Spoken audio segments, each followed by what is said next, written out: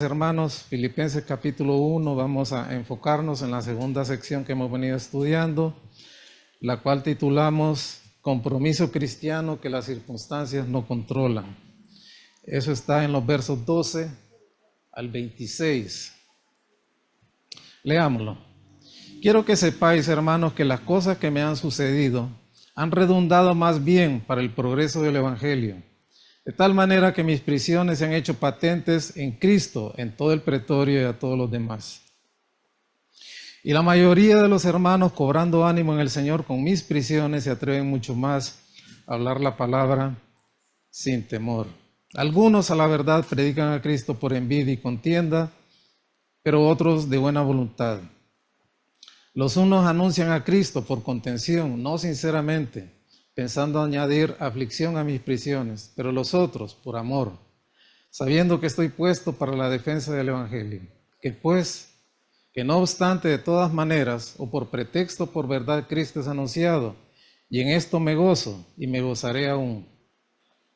Porque sé que por vuestra oración y la suministración del Espíritu de Jesucristo, este resultará en mi liberación, conforme a mi anhelo y esperanza, que en nada seré avergonzado, antes bien con toda confianza, como siempre, ahora también será magnificado Cristo en mi cuerpo, o por vida o por muerte. Porque para mí el vivir es Cristo y el morir es ganancia. Así el vivir en la carne resulta para mí en beneficio para la obra, no sé entonces qué escoger, porque de ambas cosas estoy puesto en estrecho, teniendo deseo de partir y estar con Cristo, lo cual es muchísimo mejor. Pero quedar en la carne es más necesario por causa de vosotros. Y confiado en esto, sé que quedaré, que aún permaneceré con todos vosotros para vuestro provecho y gozo de la fe. El compromiso del apóstol Pablo por los hermanos de la iglesia de Filipos, en especial, que es a quienes remite esta carta, se mantenía fresco, entero.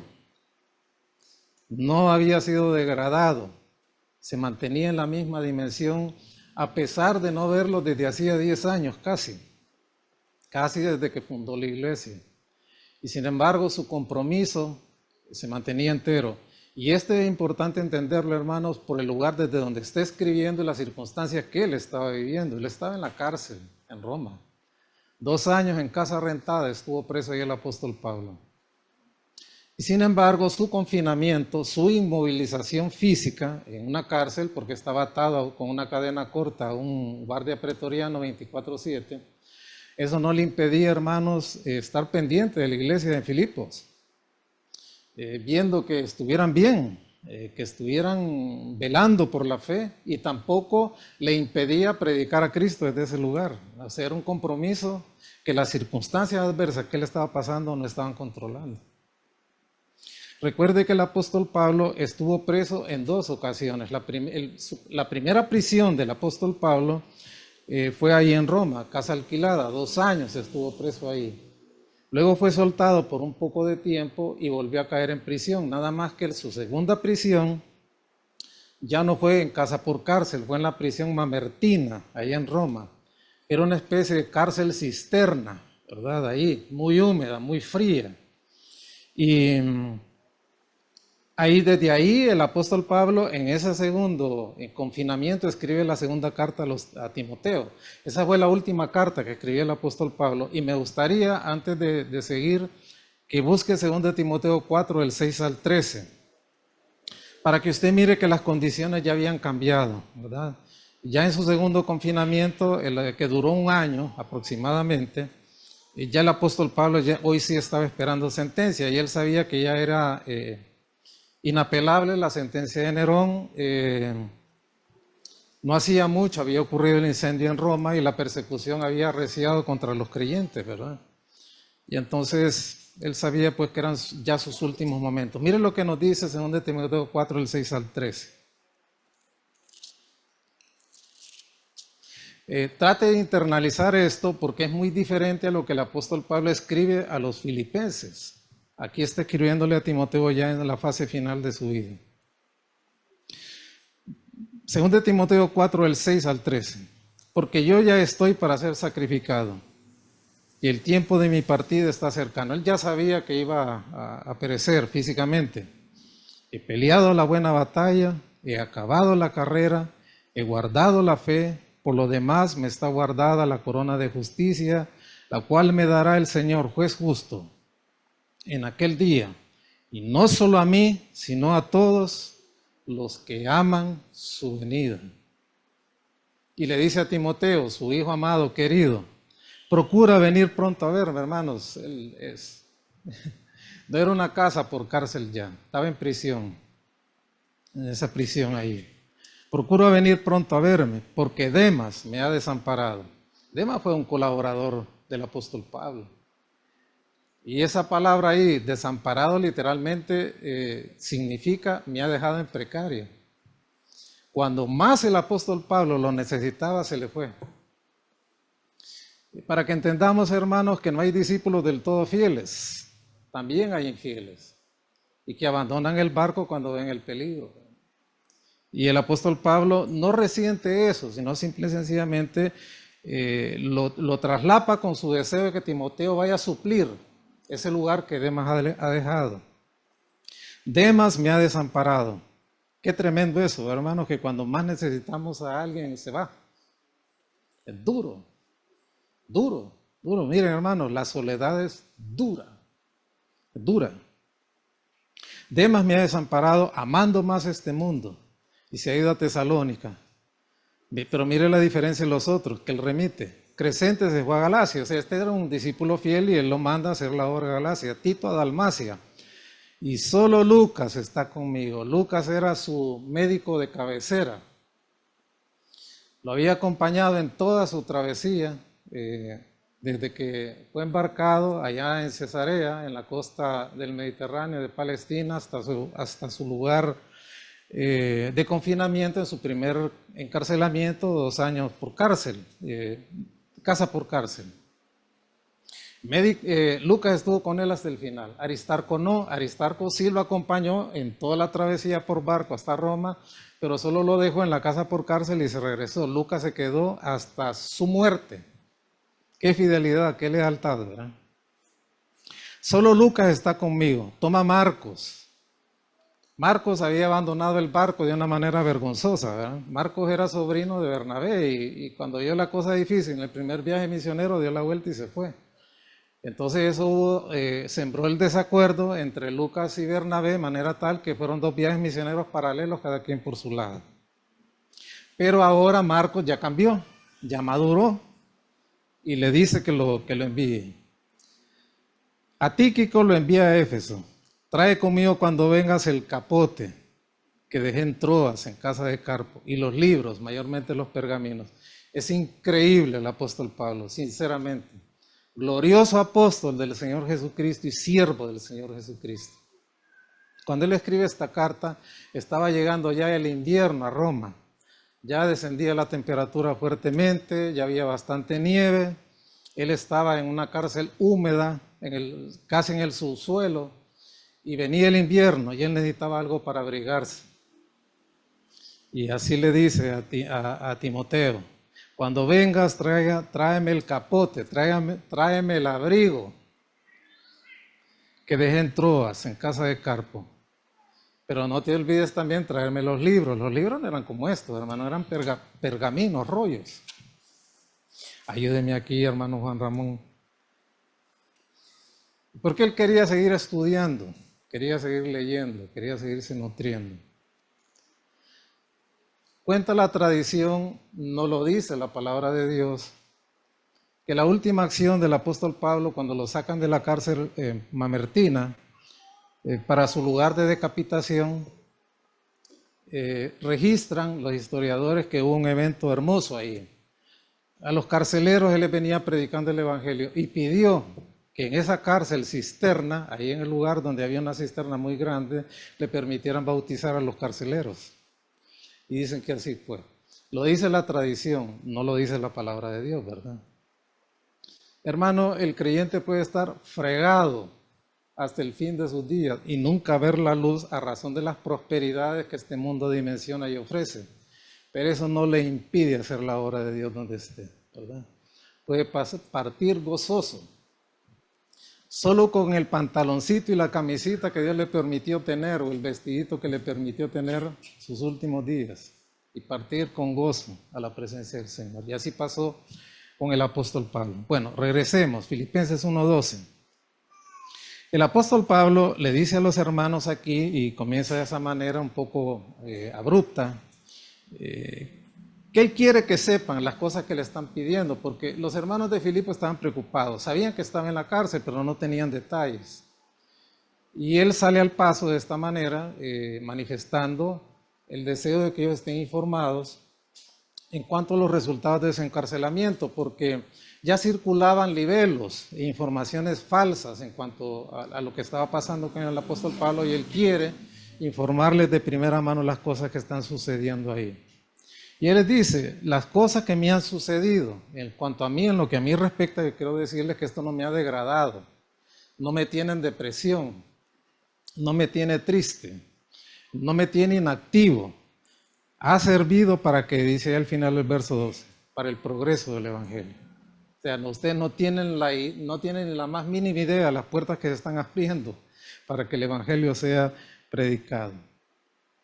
Y nos dice el verso 13, de manera tal que mis prisiones se han hecho patentes en Cristo, en todo el pretorio y a todos los demás. ¿Recuerdan el término pretorio?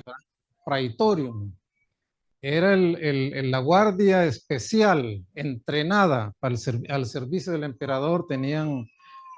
Tiberio los desconcentró, los trajo de toda Italia y los puso solamente en Roma. Les construyó un cuartel general muy bien equipado, de manera tal que llegaron a representar más bien la guardia del emperador. Entonces, esos guardias eran los que le asignaban al apóstol Pablo, uno diferente por día. ¿Se imaginan ustedes en 2 años cuántos guardias conoció el apóstol Pablo y a cuántos les predicó el evangelio? O sea, Dios lo puso al apóstol Pablo en una posición estratégica, en el imperio más grande del mundo, en la capital política del mundo, para que el evangelio fuera predicado. Y él ahí lo dice, el verso 13, de manera tal que mis prisiones se han hecho patentes en Cristo en todo el pretorio y a todos los demás. El imperio romano, hermanos, occidental, como se conoce como imperio, duró 5 siglos. Más o menos del 476 antes de Cristo, casi al quinto siglo después de Cristo. Y ese imperio, hermano, era tan vasto que gobernaban 33 provincias, toda Europa prácticamente. El norte de Europa, Irlanda, Alemania, Irlanda e Inglaterra no la terminaron de conquistar del todo, se quedaron como al 50%. Pero también estaba todo el norte de África, todito, y todo el Asia desde Egipto, haciendo el cordón hasta Grecia. Eran 33 provincias. ¿Se dan cuenta, hermanos, por qué razón el Señor puso al apóstol Pablo en prisión? Porque era el gobierno mundial. El pretorio era una cosa muy extensa a razón de guardias pretorianos, pero también con la evangelización del pretorio iban cayendo también todos los funcionarios públicos del sistema del imperio. Y no solamente ahí en Roma, localmente, sino en todo el imperio que ellos conocían. Ya el imperio romano más extenso, incluyendo el imperio romano oriental, pues duró 15 siglos, ¿verdad? Pero la etapa del imperio que vio el apóstol Pablo fueron 5 siglos más o menos. Bueno, luego sigue diciendo aquí, y la mayoría de los hermanos, cobrando ánimo en el Señor con mis prisiones, se atreven mucho más a hablar la palabra del Señor. Quiero que vayamos, hermanos, al libro de Hechos, capítulo 28, verso 30.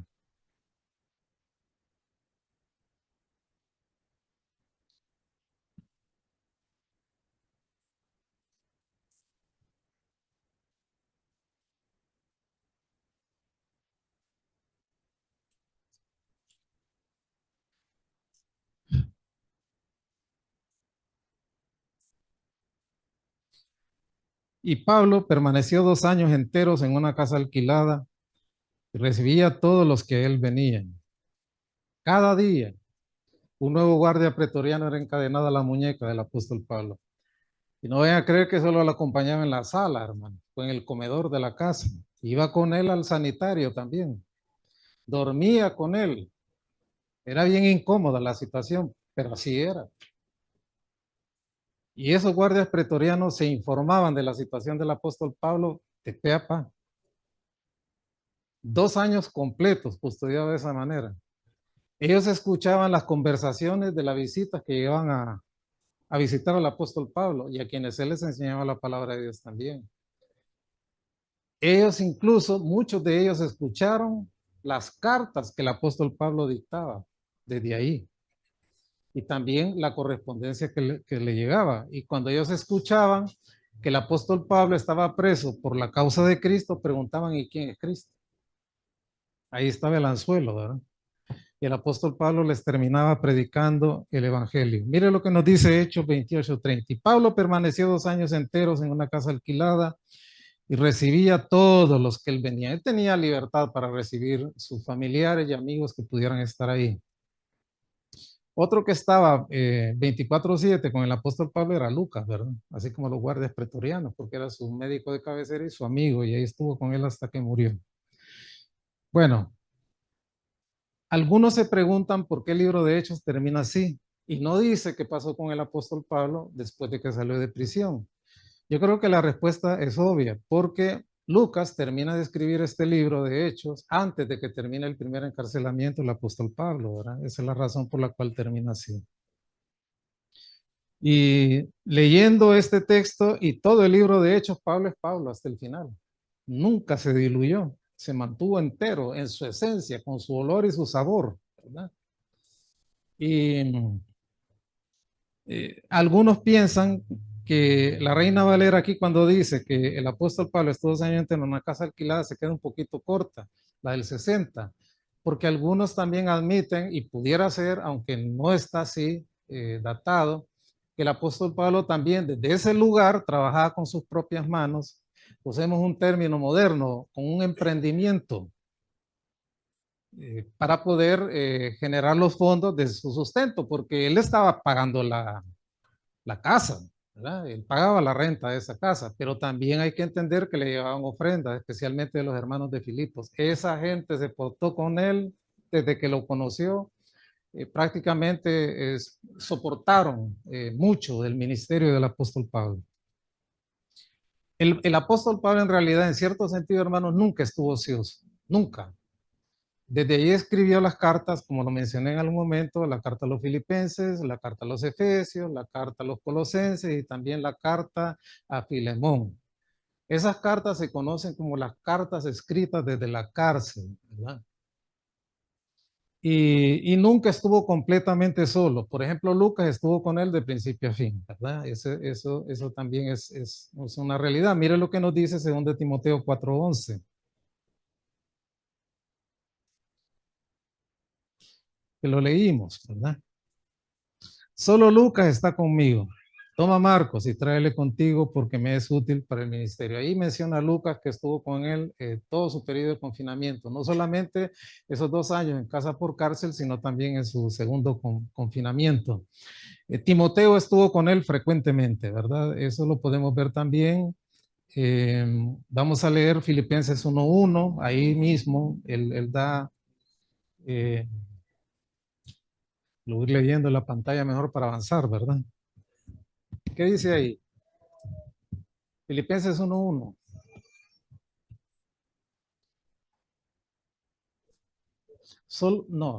No, ¿qué pasa? Ahí está. Pablo y Timoteo, siervos de Jesucristo, a todos los santos en Cristo Jesús que están en Filipos con los obispos y diáconos.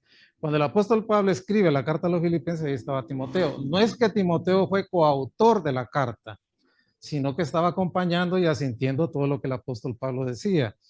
Veamos otro texto, Colosenses 1:1 también.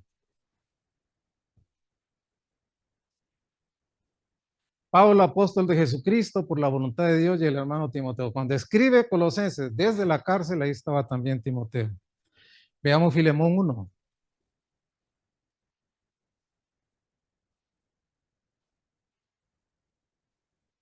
Pablo, prisionero de Jesucristo. Ahí se miraba el apóstol Pablo.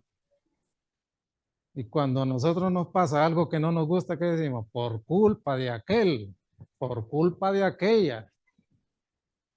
Dice el apóstol Pablo, yo soy prisionero de Cristo. No soy prisionero del pretorio, ni de Roma, ni de Nerón. Soy prisionero de Jesucristo.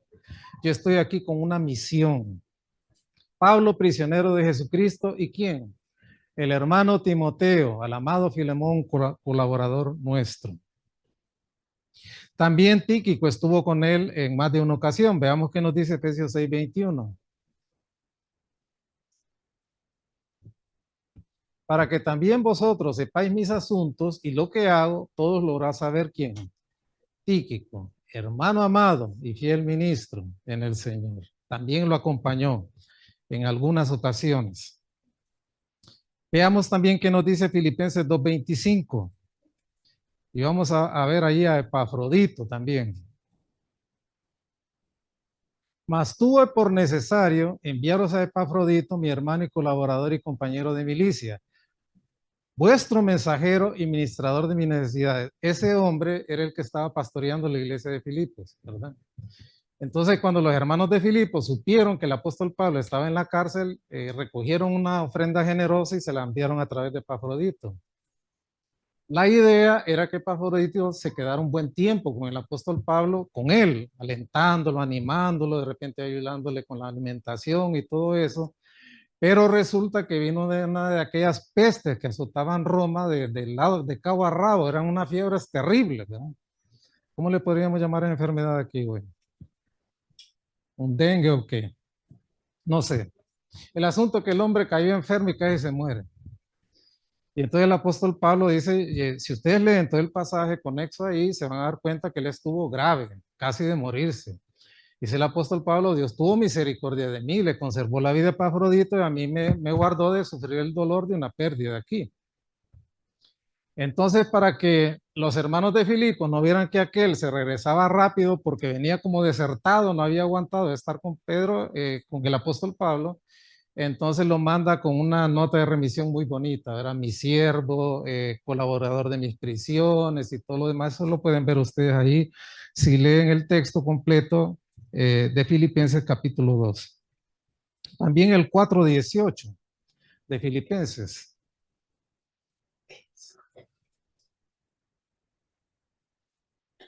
Pero todo lo he recibido, hablando de la ofrenda que le habían hermano los hermanos de Filipos, y tengo abundancia, estoy lleno, habiendo recibido Epafrodito para lo que enviasteis, olor fragante, sacrificio acepto, agradable a Dios. Bueno, ya estaba cubierta la renta, ya estaba cubierto el internet, ya estaba cubierto la luz, el agua, el teléfono, estaba cubierto todo por los hermanos. Hermano, uno de pastor sabe que siente dolor cuando siente que un hermano le está dando a la iglesia con refunfuñando por dentro, con dolor. Eso es terrible, hermano. Uno debe darle al Señor con gozo. Mira, hermano, si al Señor le debemos todo. El solo hecho de estar vivos hoy, el solo hecho de la familia que tiene es una gracia de Dios y somos tacaños con Dios. ¿Sí o no? ¿Verdad que es cierto, Sandrito? Bueno, miremos Colosenses 4:10. Marcos también estuvo con él, el que le había desertado en el primer viaje misionero, ¿verdad? Aristarco, mi compañero de prisiones. Ahí estaba Aristarco todavía, no había regresado. Os saluda y Marcos, el sobrino de Bernabé, acerca del cual habéis recibido mandamientos si fuera vosotros recibible. Ya el apóstol Pablo había superado el resentimiento que tenía Marcos por el hecho de que se le había fugado, ¿verdad? Bueno, en realidad, hermanos, la prisión del apóstol Pablo no fue una pérdida de tiempo. Él lo dice en Filipenses 1:13. Regresemos ahí.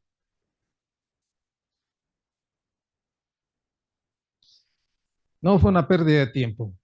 Más de tal manera que mis prisiones se han hecho patentes en Cristo en todo el pretorio y en todos los demás. Él dice que todo sirvió para el progreso del Evangelio. O sea, yo estoy en prisión, no me siento menguado, no me siento disminuido, no estoy triste, no estoy resentido porque aquellos judíos desgraciados, ¿verdad? Que me acusaron de haber metido gentiles en el templo y por esa razón me tiraron hasta donde Félix, Festo y Agripa.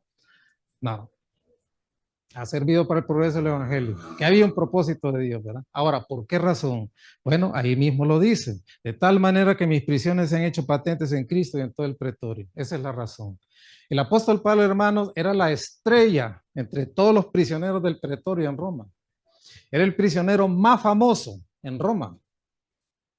Si hubieran habido periódicos en aquel tiempo, escrito, hubiera sido noticia de primera plana. Pero el apóstol Pablo eso no le contrariaba, estaba lleno de gozo, no porque buscara su propia gloria, sino porque su prisión había servido para publicitar el evangelio. Esa era la gran razón que él predicaba. Y es así que el libro de Hechos termina con ese texto que dice que el apóstol, si lo pueden poner ahí, Hechos 28, 30, creo que es, ¿verdad? Sí, 28:30, dice que el apóstol Pablo terminó predicando el evangelio como alguien que se ponga en pie y me lee esa frase, ese versículo que está en pantalla. Abiertamente y sin. Escucha, hermano, no están leyendo ahí. No, el que sigue, el 31. Sí, perdón. Predicando el reino de Dios y enseñando acerca del Señor Jesucristo abiertamente y sin impedimento. Esa frase, abiertamente y sin impedimento, en el original es una exclamación de victoria. Si termina el libro de Hechos, hermanos. El libro de Hechos, hermanos, comienza con la historia de la gran comisión en Hechos 1:8. Póngamelo ahí en pantalla. ¿Qué dice allí? Pero recibiréis poder cuando haya venido sobre vosotros el Espíritu Santo y me seréis testigos en Jerusalén, en Judea, en Samaria, hasta lo último de la tierra. ¿Quiere usted un resumen del libro de Hechos? Ahí está. De ahí se derivan los 3 viajes misioneros del apóstol Pablo, previo a la evangelización en Roma por parte de los 2 sermones del apóstol Pedro, la intervención de Esteban, el encarcelamiento de Juan y otros discípulos, la muerte de uno de ellos, a desencadenar a lo que nos dice Hechos 28:30. Y el evangelio se predicaba abiertamente y sin impedimentos. El evangelio del crucificado había logrado llegar al centro mismo del gobierno mundial. Funcionarios de alto rango de Roma ya eran creyentes, ya habían abrazado la fe y eso se está expandiendo como pólvora en todo el imperio. Ese era el propósito de Dios para con la vida del apóstol Pablo. Vaya usted ahora a Filipenses 4:22.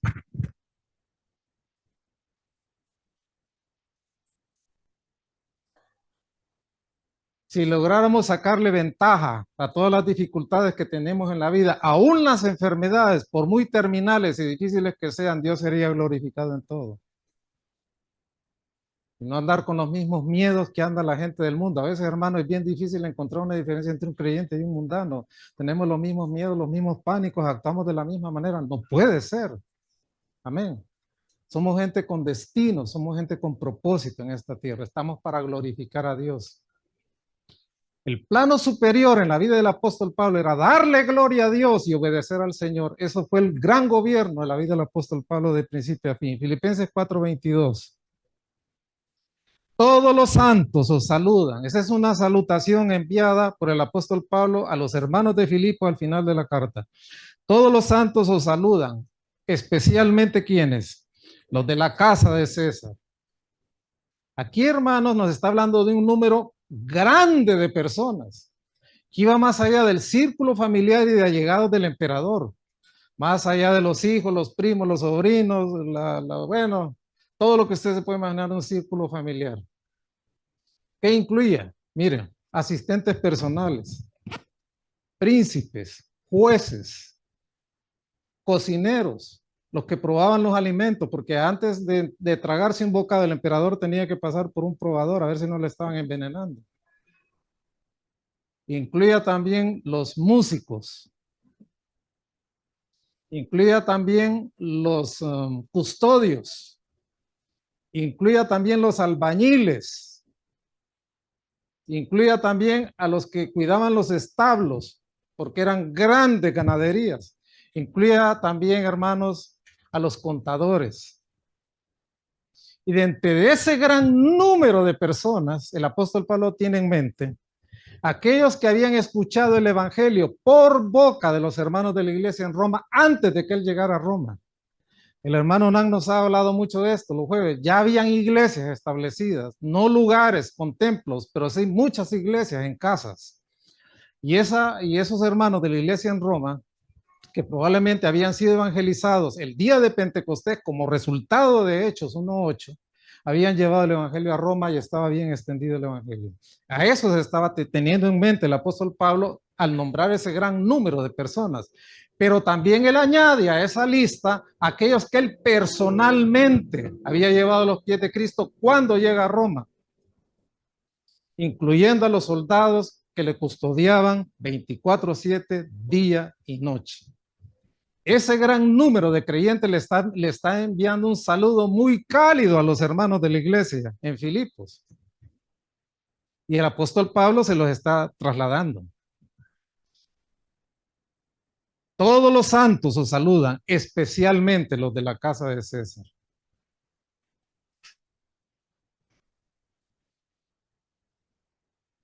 El evangelio, hermanos, en Roma había llegado al centro mismo del gobierno mundial. Había llegado a sus más altas esferas. La casa de César incluía todos los funcionarios públicos. Voy a ponerlo en el contexto nuestro: poder ejecutivo, poder judicial, poder legislativo, fiscalía, Corte Suprema de Justicia, ejército, policía. Todos los estamentos del gobierno romano habían sido ya tocados por el evangelio del Señor Jesucristo. En sus más altas esferas, no estamos hablando de mandos intermedios, hermano. O pongámoslo en los términos que conocemos, no estaba tocando solo a los gatos, estaba tocando a los de arriba. Todavía, cuando el apóstol Pablo escribe esta carta desde la cárcel, la carta a los Filipos, faltaban todavía 300 años antes de que Constantino oficializara el cristianismo como la religión oficial del imperio. Todavía faltaban 3 siglos para eso. Pero el evangelio ya estaba tocando las puertas, ya estaba gobernando en el ministro tal, en el juez tal, en el abogado tal, en el cocinero tal, en el músico tal, en el albañil tal.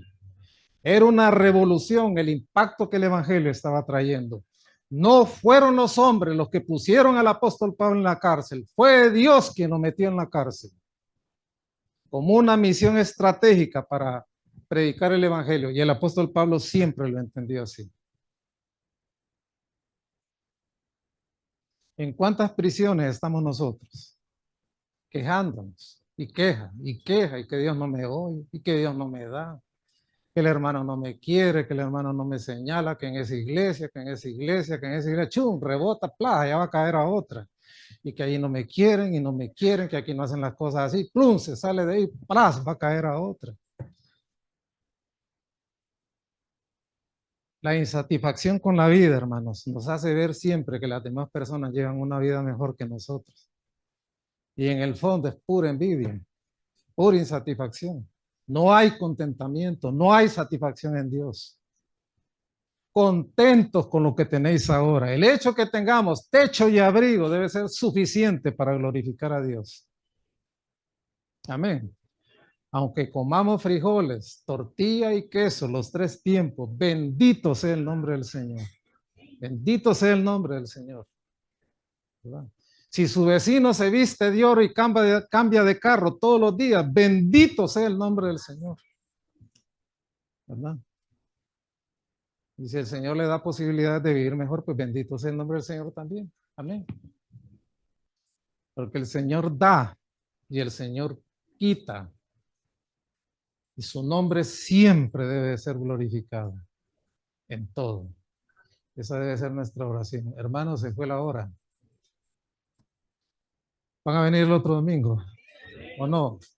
Les van a ir a pasear. Dejen de andar celebrando cumpleaños cuando hay culto aquí en la iglesia, hermanos. Perdone que los regañen. Vayan a celebrar su cumpleaños después de que termine el culto.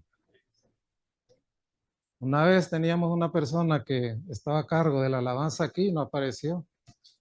Y como el pastor tiene que andar resolviendo todo, ¿verdad? Y me lo dicen, hermanos, como 10 minutos antes. Ni siquiera me habían informado a mí, yo haciendo micos y pericos, ¿verdad? aquel que toca, aquel que canta, mira hermanos, hagan esto y rum, salimos a celebrar un cumpleaños con otra familia de la iglesia, hermano. Eso no puede ser. No podemos darle a Dios el chingaste de nuestra vida, hermano, y de nuestras cosas. Debemos de darle a Dios lo mejor siempre.